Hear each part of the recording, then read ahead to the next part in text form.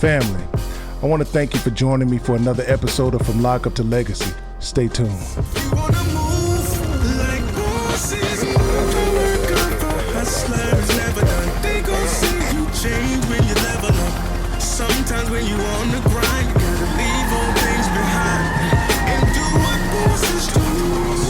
Feud with the bosses, feud. You gotta sacrifice. You wanna move like bosses move. Welcome to another episode from Lockup to Legacy, where we focus on overcoming your past to embracing your God-given legacy, with host George Moore Jr. Man, I'm so glad you all joined me for today's podcast. We got some real talk for you on the subject Family Feud. But before we get started, here's a brief reminder. Please follow us on all Legacy social media platforms: Instagram, Twitter, Facebook, The Crazy Ride Show, and of course, our very own Legacy Reentry Foundation YouTube channel. So before there was a Steve Harvey, your grandma used to watch the show called Family Feud, or at least my late grandmother did. And just like today, the concept of the show back then was that this one guy would mediate between two rival families. But that concept was here way before Steve Harvey and way before Steve Dawson in the 70s. About to get deep on you. But before we do all that, let's talk about the family feud that we all deal with today. Right about now, almost every family in this country is getting ready to come together in some form or fashion, whether it be on Zoom, a few people coming together at somebody's house, or a quick drive-by for some aluminum foil leftovers. But that's where the feud begins. Most inner city families have a history of fighting amongst each other, especially at times when we should get together the most. Think about it: weddings, protests, funerals, and especially during the holiday season, you are going to find a family feud that even Steve Harvey can't mediate. But my question is, why?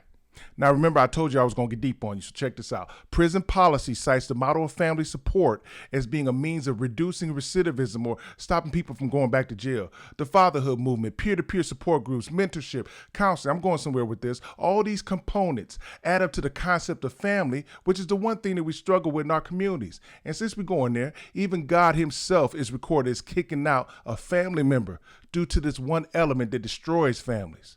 It's called pride. Pride breaks down all those elements I just mentioned. Pride makes one family member hate the other. Jealousy, envy, unforgiveness. Just think, how much fighting would you have in a family full of humble people? Example: oh no, man, I ain't tripping on that. Oh, you got some new shoes? Your shoes look better than my joints. She said, what about me? Oh, don't pay attention to her. She's just intoxicated. Now, let me take it to another level. How much violence would you have in the streets if the vast majority of people out there thought more highly of other people than themselves? I'll wait. Here's my final point. Pride is the original trait that separated the first family in heaven, and humility is the trait that brought God's family back together through Christ. Look, I don't care what religion or faith you are. Pride separates families, and humility brings families together. It's a fact. So as we get ready to join together with our friends and family this holiday season, let's just remember one thing. We can be the family that continues the feud, or we can be the fuel that forges the family. It's time to change our minds and go from lockup to legacy. Thanks again for joining us for another episode from Lockup to Legacy. For further reentry and prevention resources, contact us at 1-800-573-8538. The work of a hustler is never done. They gon' see you change when you level up. Sometimes when you on the grind,